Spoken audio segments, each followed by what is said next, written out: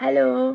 তো আজকে তোমাদের সাথে যেটা শেয়ার করব সেটা হচ্ছে এই যে দেখছো আমার তেল দেওয়া চুল, যাদের এরকম চপচপে তেল দেওয়া আছে, ভাবছো কিভাবে ম্যানেজ করবে বা কিভাবে কোনো হেয়ার স্টাইল করবে। তো সেটাই আজকে একটা ন্যাচারাল লুক দেখাবো তোমাদেরকে। তো দেখতে থাকো, দেখতেই পাচ্ছ পুরোপুরি তেল, পুরো তেলে ভরা চিপচিপে তেল আর কি।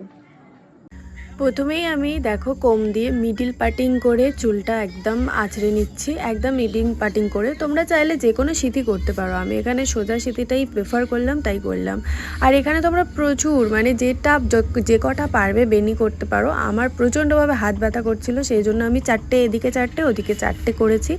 আর যত সরু সরু মানে চুল নিয়ে তোমরা বেনি করতে পারবে, ততই কিন্তু বেশি ওয়েভি ব্যাপারটা চলে আসবে। তাই যত সরু সরু বেনি হবে তত সুন্দর চুলটা ওয়েভি হয়ে যাবে। তো তোমরা যারা চাইছো যে এটা করে সারা রাত রাখবে, তাহলে তো কোনো রকম মেশিন ইউজ করতেই হবে না। কিন্তু আমি যেহেতু ইনস্ট্যান্ট একটা চেয়েছি, সেই জন্য সঙ্গে সঙ্গে মেকআপের সাথে সাথে আর কি 1 ঘন্টাও হয়নি আমি চুলটা বেঁধে রেখেছি, সেই জন্য আমি একটু স্ট্রেটনারের হেল্প নিয়েছি। তোমরা চাইলেও স্ট্রেটনার দিয়ে এরকম করতে পারো।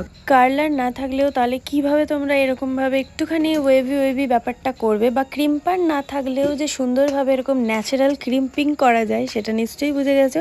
আশা করি এটা অনেকেই জানো, যারা জানো না তারা জেনে নাও। টাটা, দেখা হচ্ছে নতুন